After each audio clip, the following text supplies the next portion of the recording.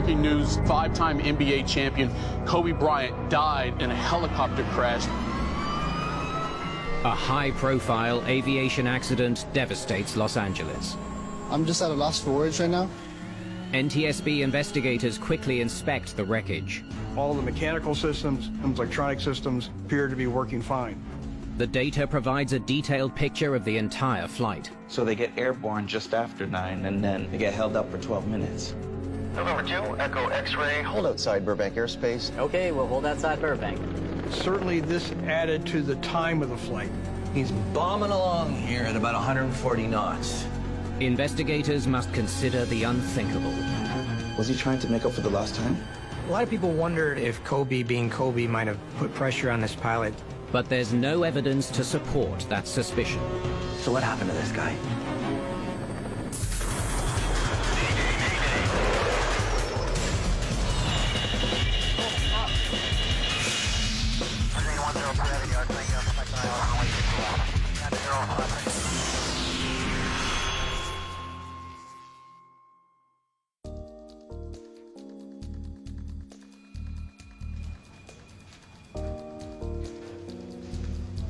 Hey, Rick. So I'm gonna go straight north to Dodger Stadium, around Burbank, and follow the 118 to get up and around the weather down here. What's the visibility at Burbank? Broken clouds with 5-mile visibility. We're good to go. Ara Jobayan is a helicopter pilot with more than 8,000 flying hours. They'll be here in about 15 minutes. I'll meet them here and help get them loaded. Roger that. He's the chief pilot for Island Express, a helicopter charter company based in California's Los Angeles County. Island Express is a family-owned company that's been in Southern California for a number of decades, and they're known as a company that can provide VIP helicopter service. Amongst their high-profile regular customers, media star Kylie Jenner, LA Clippers superstar Kawhi Leonard, and today's client, LA Lakers great Kobe Bryant. Kobe Bryant was one of the best basketball players of all time. He's an iconic Los Angeles Laker. He was drafted by the team in 1996 when he was 17 years old. He became the heart and soul of the team for 20 years. He won 5 world championships. He went to the All-Star game 18 times and really just became a huge star in his own right, apart from the team, and that he was recognized simply by his first name, Kobe. How's everyone doing today? Ara Jobayan has flown Kobe and his family dozens of times. Well, let's get going. Kobe and the pilot of this helicopter had really become friends because he had piloted him so many times around Southern California that they developed a relationship. Kobe Bryant flies in a luxury Sikorsky S-76B. It's configured to carry 8 passengers. The Sikorsky S-76B is sort of like an air limousine in that it's quite common for VIP travel. I think heads of state use it in different countries, and it's also used as sort of an air ambulance in some situations. It's spacious and reliable. It's really considered about as safe as they come. Kobe, his daughter Gianna, and 6 others are headed to a basketball tournament near Camarillo, 80 miles away. Kobe is the team's coach, Gianna the star player. Today's 30-minute flight will take the helicopter north past Burbank and then west towards Camarillo. Jobayan will follow 2 highways for guidance, the 5 northwest and the 101 west to Camarillo. Hey everyone, it's about to get loud back there.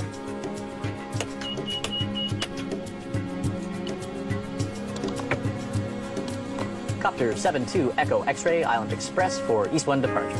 Helicopter 72 Echo X-ray, cleared for departure from Island Express. Have a good flight. Good flight to Echo X-ray.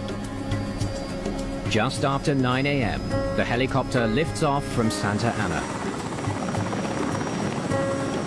The destination is Kobe Bryant's Mamba Sports Academy.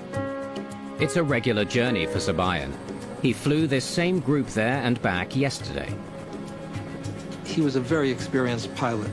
He was able to fly the helicopter at speed, at low altitude, in a very dense airspace, and deal with weather at the same time.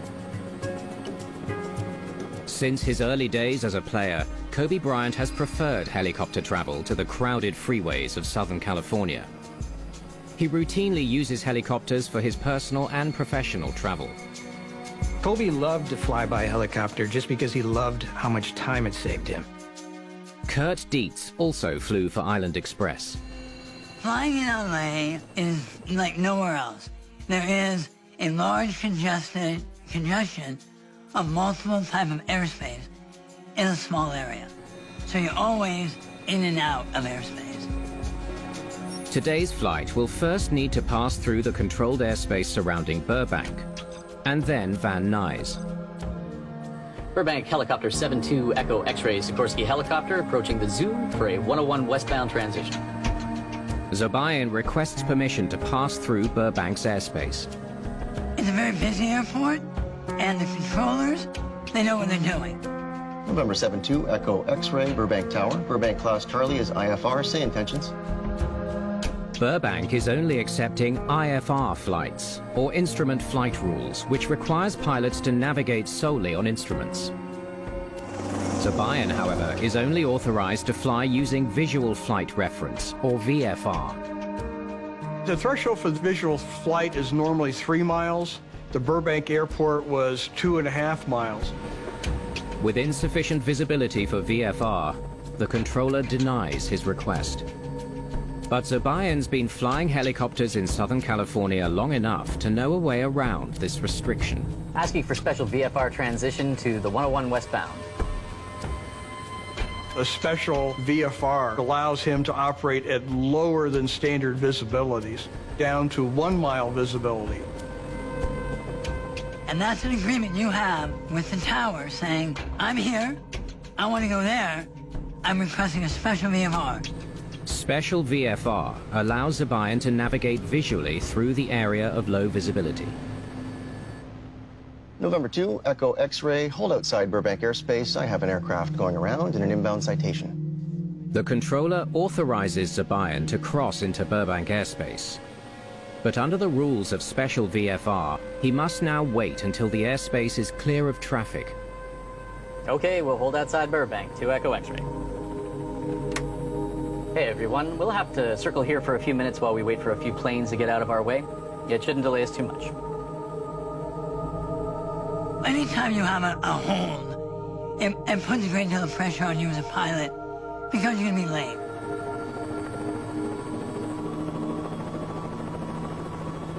Finally, after holding for 12 minutes, the Burbank airspace clears and Jobayan is allowed to pass through. November 2 Echo X-ray. Cleared through Burbank. Maintain special VFR. Copy that. We'll maintain special VFR. Copter 2 Echo X-ray. From Burbank, the helicopter will follow the I-5 freeway northwest, and then the 118 around the top of Van Nuys airspace, then south to follow the 101 to Camarillo.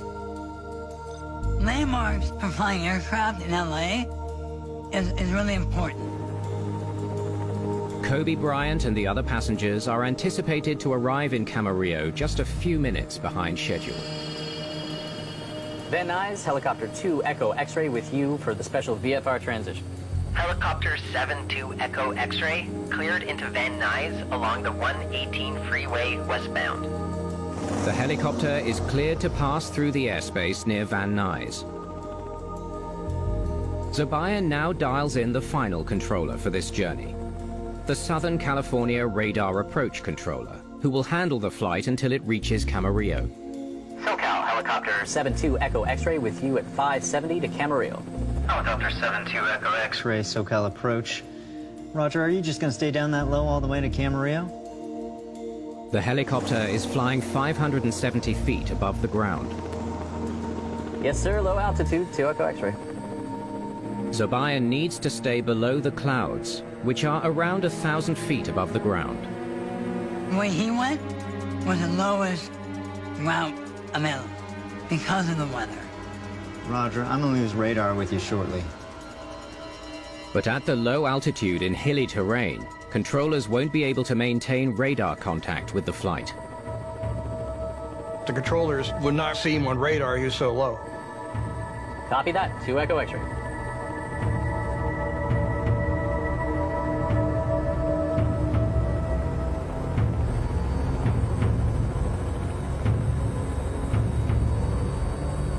Less than 10 minutes from his destination, the visibility gets worse.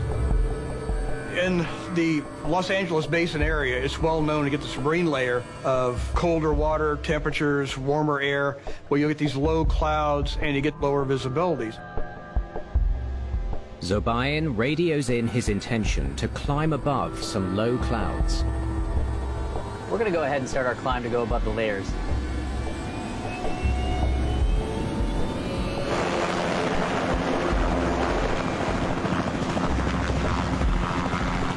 Two Echo X-ray, where are you?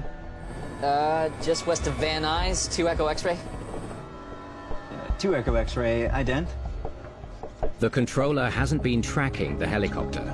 He needs Jobayan to flash his transponder signal so he can locate it on his screen. You press a button on your transponder that flashes on their radar screen so they know where you are. Ident.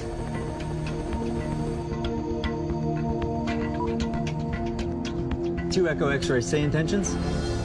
We're climbing to 4,000, 2 Echo X-ray. And what are you gonna do when you reach altitude?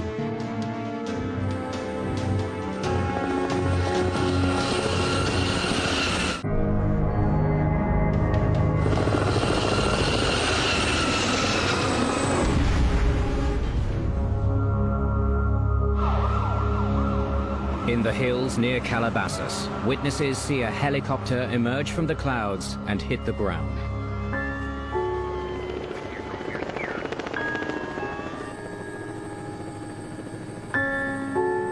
The team tracking Kobe Bryant's flight realizes something's gone wrong. The helicopter should have landed at Camarillo by now. It has disappeared from their flight tracker. We have some breaking news. A helicopter crash in Southern California. Los Angeles County Sheriff's deputies responding to reports of that crash just before 10 a.m. Pacific time. It's located in the Calavasas area. It doesn't take long before the media is reporting the tragic news. Kobe Bryant, his 13-year-old daughter, along with 7 other people, have been killed in the helicopter crash. It's just one of those things where you can read the words and you kind of process them, but you don't really. It's hard for it to sink in because you gotta think about that he's never coming back. He was the guy, he was my icon, my role model who got me into the sport, who got me playing. I'm just at a loss for words right now. You won't see another player like him again.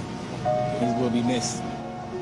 There is this tremendous outpouring of grief in Los Angeles. People flocked to Staples Center, left all kinds of different mementos. This is much bigger than basketball, I think, just because I think Kobe was a real symbol, you know, of just hard work and dedication. Everybody was really just heartsick by what happened. Love you, Kobe. Love you, Gigi, and all the family.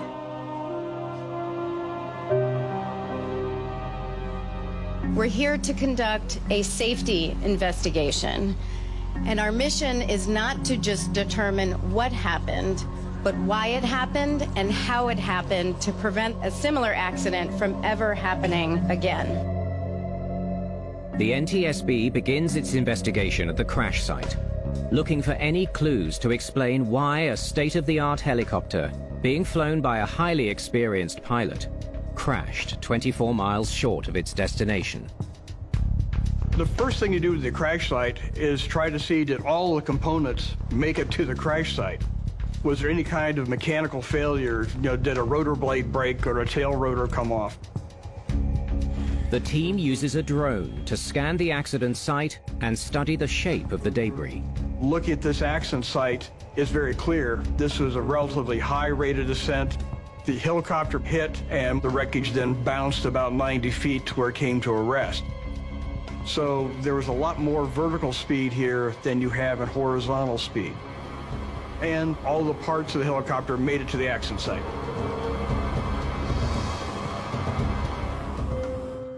Investigators study flight control surfaces, the engines and rotors, as well as the helicopter's flight instruments.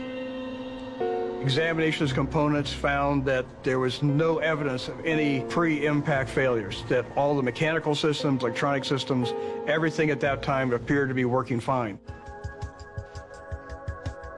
The NTSB's Bill English has led investigations into some of the world's most notorious aviation accidents. We need to cover all our bases on this one. Knowing there was a high-profile person on board, obviously NTSB responded with a major investigations team. Okay. He takes off at 9:07. He flies northwest. To better understand what happened, investigators pieced together a detailed flight path from an ADS-B system that's on board the Sikorsky helicopter. ADS-B data is like transponder data. Controllers can see it, it's recorded, your airspeed, altitude, and headings, other information. And so you have this plotting capability. Look like there's some kind of hold here at Burbank, and he follows the I-5 to Van Nuys. And then south to the 101, which he follows until he makes this U-turn, straight into a hillside. You see this turn to the left, where he's coming back around or doing something. And that question is now in the investigation. What's exactly the pilot doing here? Let's take a look at the visibility. They study visibility reports from weather stations along the route. He did manage to avoid the worst of it here, a bit socked in near Burbank and Van Nuys, but nothing he can't get through. He had 4 miles of visibility. When he got near Burbank Airport, it was 2.5 miles visibility. That's still totally flyable for him.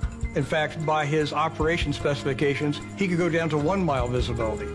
Okay, I get it if the visibility was down to 0, but this wasn't that bad. So what happened to this guy? Why do we have a high-time pilot in an aircraft that's capable of flight, and visibility conditions he should have been able to handle, either lose control or somehow inadvertently fly his helicopter in the ground? That becomes the key piece of this investigation. We need to figure out what he could actually see.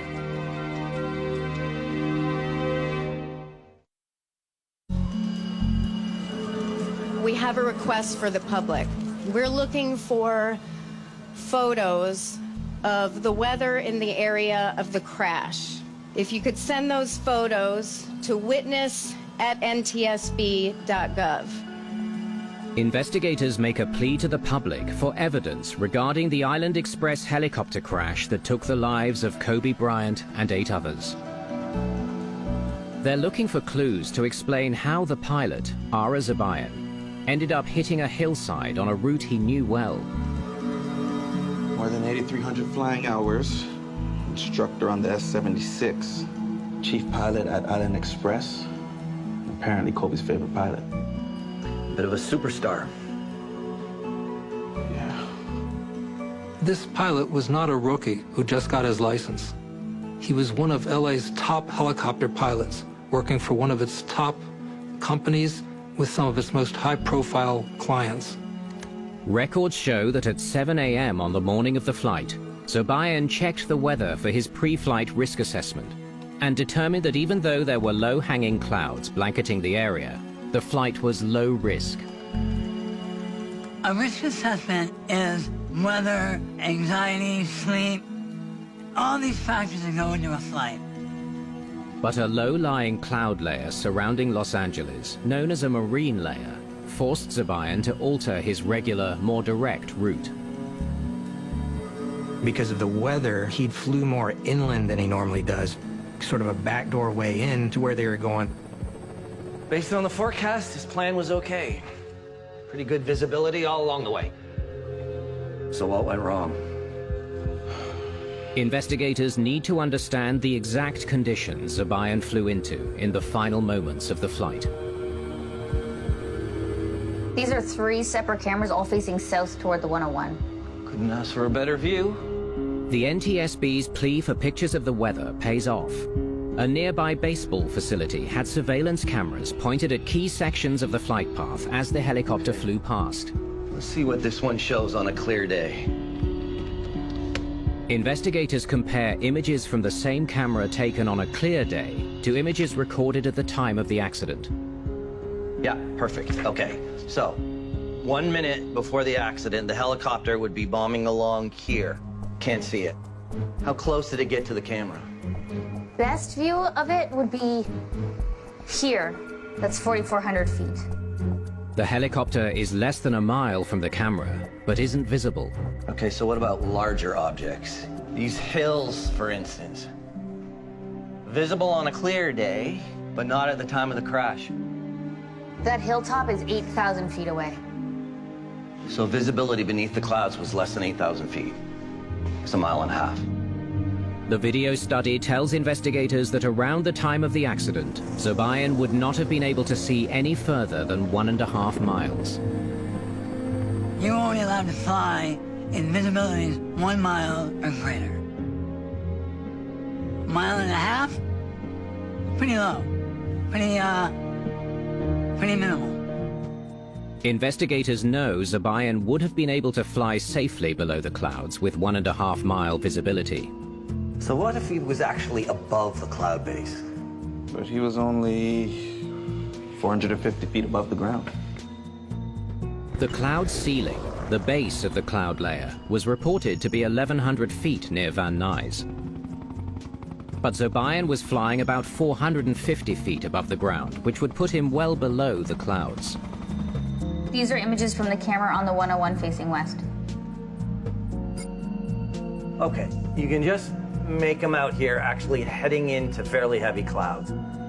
Same camera, 3 seconds later, he's disappeared. And then we have a witness who said that she saw the helicopter disappear into what she described as a thick wall of heavy clouds. The NTSB had quite a few very good witnesses, in my opinion, and they also had cameras in the area, so they could collect data in real time of what this pilot would have been encountering. Their surveillance data shows him only 450 feet above the ground. So the cloud base was no more than 450 feet above the ground, not the 1,100 feet which was being reported along his route. The report at an airport 5 miles away can be greatly different than what you're encountering because of uplifting winds and that type of thing around the hills. The area near Calavasas has its own unique climate. The Malibu Canyon can channel fog up from the Pacific Ocean. That fog is known to pool precisely where Jobayan was seen flying into clouds. The fog gathers here at Murrow Road, and this is where our witnesses saw him enter the clouds.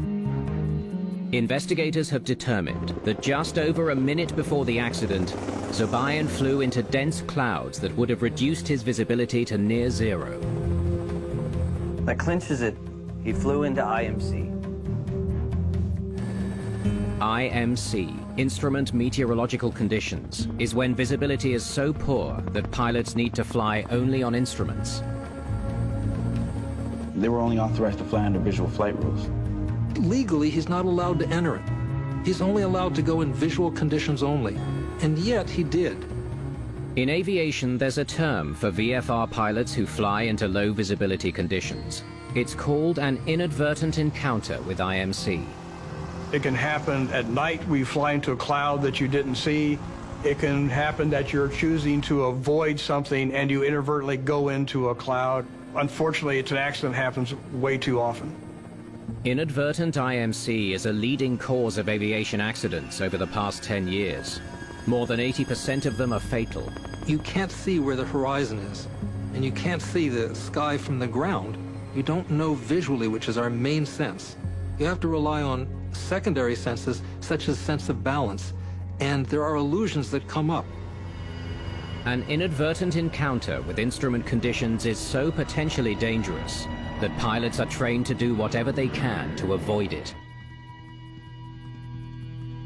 How did he let himself get into this situation? Let's see his speeds and altitudes. The data from the ADS-B gives investigators a detailed picture of the helicopter's altitude and speed as it approached Calabasas. If Jobayan tried to avoid the worsening conditions, the data would show it.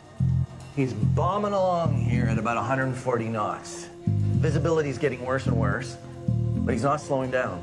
He's not turning around, he just keeps going. Why?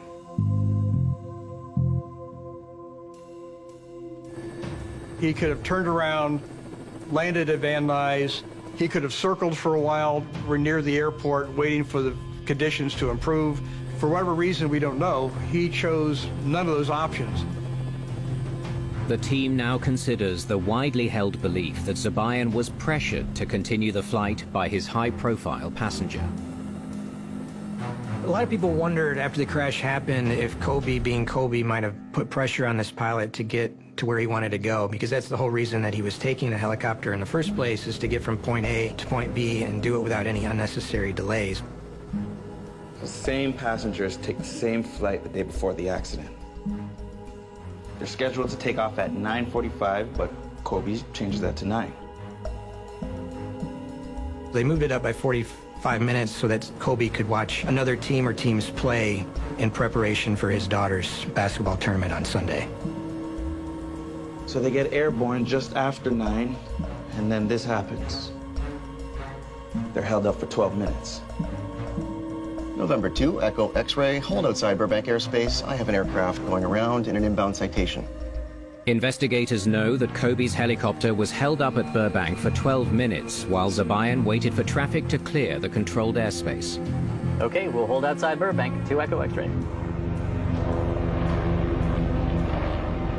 A little more than 10 minutes later, Jobayan flew into thick cloud cover at a speed of 160 miles an hour as he approached Camarillo. In my opinion, 140 knots is probably twice the speed he should have been operating in those visual conditions. He should have slowed down. Was he trying to make up for the lost time? The team digs into Kobe Bryant's previous flights with Island Express to see if there's any history of him putting pressure on pilots. He took 26 flights with Island Express last year. Not once did he pressure a pilot to keep going. Kobe would never put pressure on a pilot. I flew him for 2 years. Not once was there ever any amount of pressure from him. Investigators find no evidence that Kobe Bryant or any member of his team put pressure on Jobayan to continue the flight. They had a history. They scrutinize Kobe Bryant's relationship with Ara Jobayan for anything that could have affected the pilot's behavior on the day of the accident. More than history. The director of operations says that Kobe's relationship with Ara was, quote, warm and friendly, that he trusted Ara with his girls and his family, and that they always wanted Ara. The company's VP says that their relationship was more like a friendship, and that Kobe would call him Mr. Pilot Man. These guys sure were tight. The relationship may have been pressure enough. How's everyone doing today? Investigators conclude that Jobayan's close relationship with Kobe Bryant may have led to self-induced pressure to get him to his destination. Part of the concern here is that the pilot was trying to complete the mission in part to satisfy the client. Investigators soon find another important factor that may have influenced Jobayan's decision-making. 6 minutes before the crash, he clears Van Nuys airspace and heads south. Tells controllers that he planned to stay low all the way to Camarillo. To stay below the clouds. Helicopter 72 Echo X-ray. Are you just gonna stay down that low all the way to Camarillo? Yes, sir. Low altitude, 2 Echo X-ray. 2 minutes later, he starts following the 101, which should lead him straight into Camarillo. He bounds along the 101 for 2 more minutes until he hits this wall of clouds. 24 miles to go. He was almost there. Almost. Jobayan was less than 10 minutes away from getting his passengers to their destination. When you're close to finishing, you have a tendency to be willing to tolerate conditions that might have caused you not to take the trip originally. The team believes Jobayan was suffering from a condition known as plan continuation bias when he decided to keep going despite deteriorating weather conditions. Plan continuation bias is an unconscious bias to continue with the original plan even when conditions change. But in an aviation environment, it can be deadly. It doesn't take long for things to start going wrong as soon as he enters that cloud. Instead of turning around, Jobayan decides to climb above the clouds. We're going to go ahead and start our climb to go above the layers. He starts banking further and further left, descends rapidly, hits the hill here. The pilot's unusual actions lead investigators to wonder about the level of training he received. He was trained to avoid IMC and what to do if he got into it. They discover that Jobayan was well trained to escape the precise conditions he flew into. This pilot trained routinely for inadvertent IMC situation. More than that, he was the chief pilot of the company. He set the safety standards for all the pilots, and he trained them on how to deal with instrument conditions. This is what he was taught. A review of Jobayan's training shows that he was taught to reduce his speed, use the autopilot to climb above the clouds, and then declare an emergency. This training was good. But did Jobayan follow his training? Here he's entering an area of low visibility. Still flying well above 100 knots. No evidence of slowing down.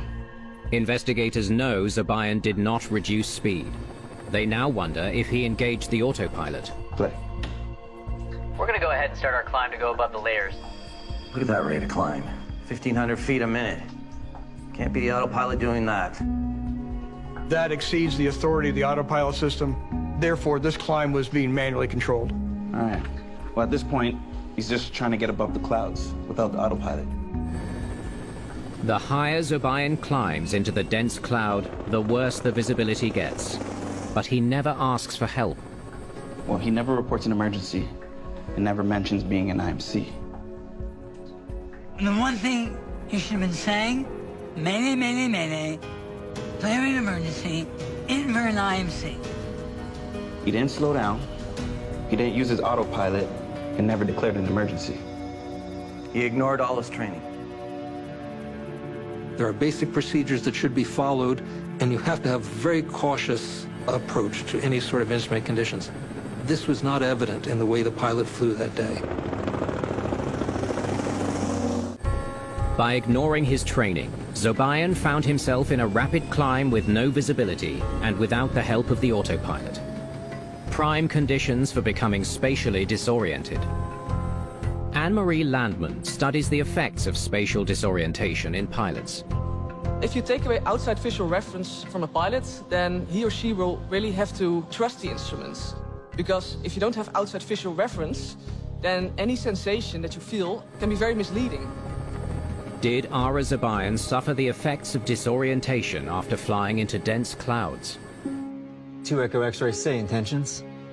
Jobayan's last words show that's precisely what happened. We're climbing to 4,000, 2 Echo X-ray. Did you hear that? It's like he completely lost his bearings. The recording tells investigators that Jobayan believed he was climbing when he was actually descending rapidly towards the ground in a steep left turn. It's what aviators call the graveyard spiral. To ride that aircraft? No. In a mountainous area, you're none. You're absolutely none.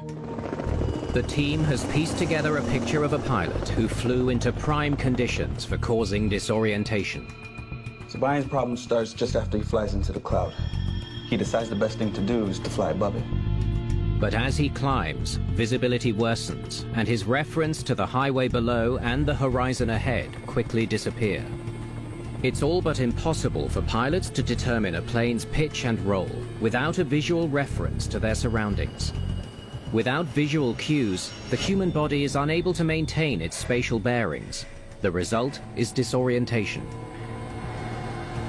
As the highway below veers left, Jobayan tries to stay with it. He puts the helicopter into a gradual left turn.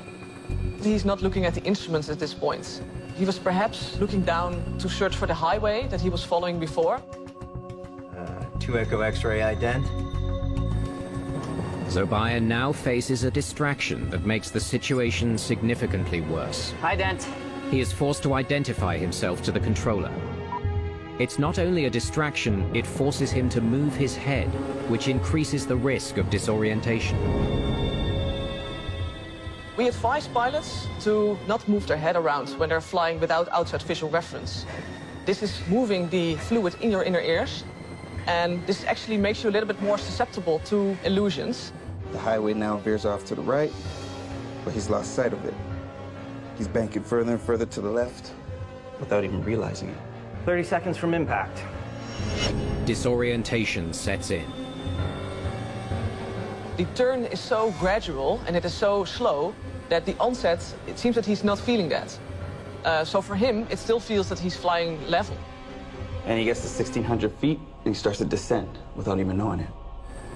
It's clear that prior to the accident, the pilot really did not know what the helicopter was doing, because he was asked his intentions and he indicated that he was climbing to 4,000 feet.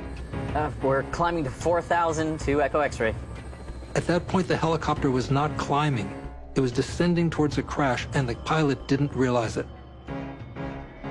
He's now in a rapid descent, and likely looking for clear skies above, not noticing what his instruments are showing. Without having outside visual references and not being focused on your instruments, it's very easy for that to happen, and it does happen far too often. He's so far over, it's like he lost all his lift. He's plummeting to the ground. Graveyard spiral. Classic. About a minute after entering the clouds, he hits the ground like this, almost on his side, at more than 160 knots. There's no sign he ever figured out what was really happening. Kobe Bryant and 8 others died as a result of an all-too-common scenario. A helicopter pilot flying IMC and becoming disoriented. We need something to help pilots understand that just because you feel like your body is being pushed down in the seat doesn't mean you're climbing. That device exists, and it's helping train pilots in the Netherlands. The one-of-a-kind simulator lets researchers reproduce the feeling of spatial disorientation without pilots having to leave the ground. All right, Roger. Okay, Martin, so how are you feeling now? Feeling pitched up. You're feeling pitched up? Yeah. Investigators, hoping to prevent the kind of accident that caused Ara Jobayan to get so badly disoriented, are looking closely at the work being done in labs like this one at the Netherlands Organization for Applied Scientific Research, or TNO.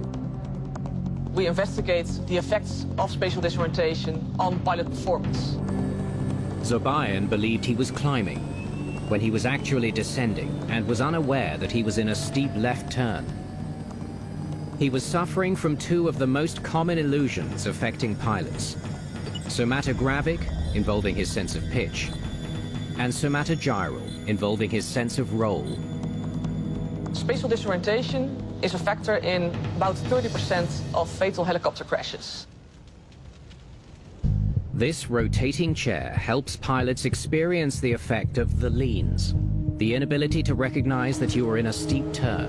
When a pilot starts to turn, the fluid in the inner ear responds, and it's telling he or she is in a turn. But after a while, the fluid sort of settles, so it actually feels as if they're flying level again. This pilot is using his thumbs to show the direction he believes he's turning. For the first few seconds, he's right. But as the fluid in his ear settles, he no longer senses the turn. This is the identical illusion that Ara Jobayan experienced. It's why he never realized that he had entered a gradual left turn once he lost sight of the highway below, even though his instruments would have been telling him precisely that. We train them here to really trust their instruments and to really be focused on their instruments, especially in situations of low visibility. But the heart of TNO's facility is this simulator called Desdemona. Okay, so here's what's going to happen. You just have to wait for our mark, and then you just have to level the aircraft. But you have to do that without the instruments, so only based on your gut feeling. It's a disorientation demonstrator, which safely simulates the effects of pitch and roll illusions on pilots. It's the only one in the world. Okay, Martin, so first you're just going to fly a little bit to get acquainted with the controls, all right? Right, so, Roger. yeah, so you have the instruments available. Yep. Okay, let's start the simulation. Unlike simulators that are attached to the ground, Desdemona can simulate unlimited degrees of pitch, yaw, and roll, as well as the forces of acceleration. It's really important to have a simulator that can really create a constant force, or constant force that feels like acceleration. Continue to climb. Continuing climb. Pilot Martin Kemner is about to experience the same sensation that Jobayan felt moments before the crash. The instruments in the simulator are turned off, so he must rely only on feel. Martin, how are you feeling now? I'm feeling straight and level. Let's ramp up the acceleration and see how that feels. Now we're starting the centrifuge, and the cabin of the simulator is pointing towards the center. So for Martin, it actually just feels like he's accelerating forward. The acceleration causes him to mistake what is actually happening. Okay, Martin, what are you feeling now? A bit pitched up. And what do you think that the aircraft is doing now? We're climbing now. If you're accelerating forwards, the little hairs in your inner ear will actually give a constant signal that is the same as if you're being pitched up. We're climbing to 4,000 to Echo X-ray. It's the exact illusion that caused Ara Jobayan to believe he was still climbing when his helicopter was in a steep descent. So can you now bring the nose back to level? Yep, sure.